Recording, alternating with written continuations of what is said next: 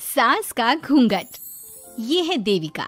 देविका पढ़ी लिखी और मॉडर्न लड़की है, लेकिन उसकी शादी ऐसे परिवार में हुई है जो गांव में रहता है। भले ही ये 21वीं सदी है, लेकिन देविका की ससुराल वालों की सोच वो तो 18वीं सदी से आगे बढ़ी ही नहीं।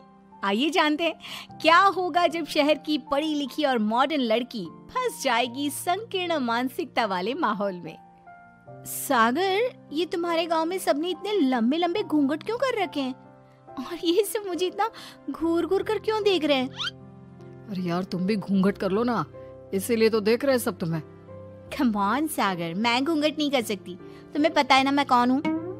लेकिन देविका, मेरे पिताजी, चाचा जी, बड़े भैया और जीजा जी ने तुम्हें बिना घूंघट के देख लिया ना तो बहुत गुस्सा होंगे और न जाने कौन कौन से फरमान सुनाएंगे। घर चलो, देखा जाएगा जो होगा। सागर देविका से कई बार कहता है कि वो घूंघट कर ले, लेकिन देविका सागर की नहीं सुनती और अपने ससुराल के दरवाजे पर पहुंच जाती है। जब देविका वहां पहुंचती है तो देखती है कि उसकी सास बिमला, चाची सास कम्मो और जेठानी सुजाता ने लंबा सा घूंघट कर रखा था, पर उनकी ननद वीना ने घूंघट नहीं किया हुआ था। लेकिन हाँ, उसने सर पर सलीकी के साथ दुपट्टा जरूर ओढ़ा हुआ था।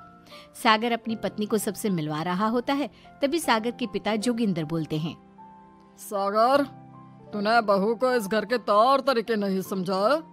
हमारे घर की औरतें बिना घूंघट के किसी पर आए मर्द के सामने नहीं आती और तू इसे ऐसे ही ले आया। पिताजी, मैं समझा दूंगा। वो नई नई शहर से आई है ना, इसलिए उसे पता नहीं है। सागर की बात सुनकर उसके चाचा जी महेंद्र बोलते हैं, ये बात तो तुझे गांव में कदम रखते ही अपनी बीवी को समझानी चाहिए थी। हमारा गांव में बहुत नाम है। तेरी बीवी ऐसे गांव भर में घूमेगी तो क्या इज्जत रह जाएगी हमारी। ये बोलकर जोगिंदर और महेंद्र वहां से चले जाते हैं। शाम को घर की सारी औरतें खाने की तैयारी करती है। खाना तैयार हो जाता है, लेकिन घर की कोई भी औरत खाना नहीं खाती। बहुत रात हो जाती है, तब देविका कहती है, सासू माँ, खाना बने हुए तो देर हो गई, रात भी बहुत हो गई है, हम लोग खाना क्यों नहीं खा रहे हैं? अरे बहू, ये क्या बोल रही हो? हमारे यहाँ घर की औरतें तब तक खाना नहीं खाती जब तक घर के मर्द खाना ना खा ले। लेकिन इतनी देर हो गई, आप सबको भूख नहीं लग रही क्या? तभी देविका की जेठानी सुजाता कहती है, लग तो रही है, लेकिन यहाँ की यही रीत है, ये निभानी तो पड़ेगी ना। भाभी जी, ये रीत नहीं है, औरतों को प्रताड़ित करने का एक तरीका है। अगर इस घर के आदमी पूरी रात नहीं आए तो पूरी रात खाना नहीं खाओगी क्या? देविका ये बोलकर सीधा सागर के पास जाती है। सागर उसे समझाता है, देविका, यहाँ ऐसा ही होता है, तुम थोड़ा सब्र कर लो, पिताजी और चाचा जी आते ही होंगे, फिर हम सब खाना खाएंगे।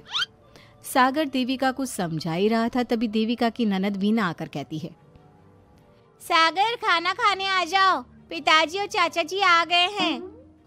चलो देविका, तुम्हारा इंतजार खत्म हुआ। सागर खाने के लिए बैठ जाता है। जब सब खाना खाने बैठते हैं तो देविका भी बैठ जाती है। सागर धीरे से उसे कहता है, अरे देविका, ये क्या कर रही हो? तुम इस तरह हमारे साथ खाना नहीं खा सकती। मगर क्यों सागर? मुझे भूख लगी है, सब लोग खा रहे हैं तो मैं क्यों नहीं खा सकती? ये हमारे घर का नियम है, पहले घर के आदमी खाते हैं और बाद में औरतें। लेकिन सागर, हमारे घर में तो ऐसा कोई नियम नहीं है। देविका और सागर में बहस छिड़ जाती है। तब सागर का बड़ा भाई कहता है, सागर, तेरी बीवी को एक बार में समझ में नहीं आता क्या कि इस घर की औरतें मर्दों के खाना खाने के बाद ही खाना खा सकती है? भैया, मैं देविका को यही समझा रहा था। मुझे तो लग रहा है कि इसके दिमाग में कोई बात ही नहीं बैठती एक बार में। भैया, मेरे दिमाग में बात तब बैठेगी ना जब आपकी बात कोई ढंग की होगी। अरे आखिर क्यों घर की औरतों को आप लोगों की बात खाना मिलेगा? हाँ, अब से पहले घर की किसी औरत ने घर की किसी मर्द से इस लहजे में बात नहीं की थी, इसलिए वो सब देविका की बात सुनकर हैरान रह गए। तभी सागर की जीजा और वीना के पति कल्याण जी कहते हैं, ये क्या है सागर? इस घर की दीवारों को औरतों की इतनी ऊंची आवाज सुनने की आदत नहीं है। अपनी बीवी को बोल जरा होश से काम ले और चुपचाप चली जाए। क्यों चली जाऊं मैं चुपचाप? इस घर की औरतें आपकी हर बात बर्दाश्त कर लेंगी, लेकिन मैं शहर की पढ़ी लिखी लड़की हूँ। आपके कोई भी फालतू के रीति रिवाज मैं नहीं बर्दाश्त करने वाली। इस तरह देविका ने सारे घर की औरतों के लिए मिसाल पैदा कर दी। जोगिंदर के घर में पहली बार किसी महिला ने विरोध का स्वर उठाया है। ये बात घर के किसी मर्द को बर्दाश्त नहीं हो रही है। तभी जोगिंदर कहता है, महेंद्र, मोहन, इस बेशर्म लड़की को कमरे में बंद कर दो और आज इसे कोई खाना नहीं देगा। अगर किसी ने इसे खाना दिया तो मैं उसे जिंदा नहीं छोड़ूंगा। महेंद्र और मोहन उसे कमरे में बंद कर देते हैं और उसे खाना भी नहीं देते। रात के 3 बज जाते हैं। भूख की वजह से देविका को नींद भी नहीं आती। तभी उसे कुछ महसूस होता है। ऐसा लग रहा है कोई दरवाजा खोल रहा है, लेकिन इतनी रात को कौन हो सकता है? कहीं सागर तो नहीं? देविका उम्मीद भरी नजरों से दरवाजे की तरफ देखती है, लेकिन दरवाजा खोलने वाला सागर नहीं बल्कि विमला और कम्मो है।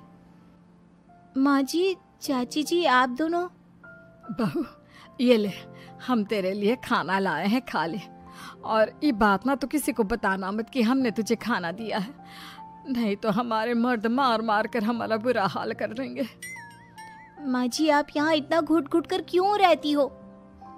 देविका, अब तू भी इस घर की बहू है, तू भी हमारी तरह रहना सीख ले। इस घर के कायदे कानून अपना ले। इस घर के मर्द तो कभी बदलने वाले हैं नहीं बहू, तो तू ही बदल ले अपने आप को। माँ जी, बदलाव अच्छे के लिए हो तो हमें बदलना चाहिए। बेकार और बेतुकी बातों का तो विरोध करना चाहिए। दोनों ने देविका को समझाने की कोशिश की, लेकिन देविका ने उल्टा उन्हें ही समझा दिया। इसी तरह एक दिन देविका किसी बात पर जोर जोर से हंस रही थी। तभी देविका की सास विमला ने उसे टोकते हुए कहा, अरे बहू, तू इतनी जोर जोर से क्यों हंस रही है? हमारे घर की औरत इतनी जोर जोर से नहीं हंसती। विमला अपनी बहू को समझा रही थी कि तभी महेंद्र बोलता है, अरे कम्मो, कौन है ये औरत जो बेशर्मों की तरह जोर जोर से हंस रही है? तभी कम्मो और देविका बाहर आ जाती हैं। जी, वो मैं हंस रही थी चाचा जी। अब आप लोग हंसने पर भी पाबंदी लगाओगे क्या? तुम जैसी बदतमीज लड़कियों से मैं बात नहीं करना चाहता, लेकिन कान खोलकर सुन लो, इस घर की औरतें इतना जोर जोर से नहीं हंसती। और हाँ, तुम्हें पहले ही बता चुके हैं कि इस घर की दीवारों को औरतों की तेज आवाज सुनने की आदत नहीं है। इस घर की दीवारों को आदमियों की ऊंची आवाज सुनने की आदत है, लेकिन औरतों की नहीं। चाचा जी, आपके घर की दीवारें तो बहुत दोगली हैं। हर पाबंदी औरतों के लिए क्यों चाचा जी? औरतें ये नहीं कर सकती, औरतें वो नहीं कर सकती। औरतें सांस ले सकती है या उस पर भी पाबंदी है? चुप हो जाना बहू, मत बोल और घूंघट कर ले। ये तेरे चाचा ससुर है, थोड़ा तो लिहाज कर। कम्मो के समझाने पर भी देविका चुप नहीं होती। वो महेंद्र से ऐसे ऐसे सवाल पूछती है जिनका जवाब उसके पास होता ही नहीं। महेंद्र गुस्से से सागर को आवाज देता है। महेंद्र की आवाज सुनकर घर के सभी आदमी बाहर आ जाते हैं। जी चाचा जी, आपने बुलाया? अपनी मुंह जोर बीवी को यहाँ से ले जाने तो कुछ अनर्थ हो जाएगा। क्या हुआ चाचा जी? तेरी बीवी जिस तरह से मुझसे बात कर रही है, छोटे बड़े की तमीज नहीं है इसे। कम से कम 7 दिन तक ये कमरे से बाहर नहीं निकलनी चाहिए। अगर इसे मैंने कमरे से बाहर देख लिया तो किसी की खैर नहीं, समझे? पर मैंने कुछ गलत नहीं बोला। सागर, जो सच है मैंने वही कहा है। देविका, चलो मेरे साथ। लेकिन सागर, मेरी बात तो सुनो। सागर देविका को वहां से ले जाता है। इसी तरह से कई दिन बीत गए। अब देविका अपने ससुराल में हर गलत बात का विरोध करने लगी, लेकिन जितना ज्यादा वो विरोध करती, उसके ससुराल वाले उस पर उतना ही ज्यादा अत्याचार करते। अब देखना यह है कि देविका अपने ससुराल वालों के अत्याचार को यूं ही सहती रहेगी। क्या उसके ससुराल में घूंघट में औरतों का दम इसी तरह घुटता रहेगा? अगर आप इन सवालों के जवाब जानना चाहते हैं ना, तो हमें कमेंट करके ज़रूर बताइएगा। और हमारी स्टोरी को लाइक, शेयर और चैनल को सब्सक्राइब करना ना भूलें।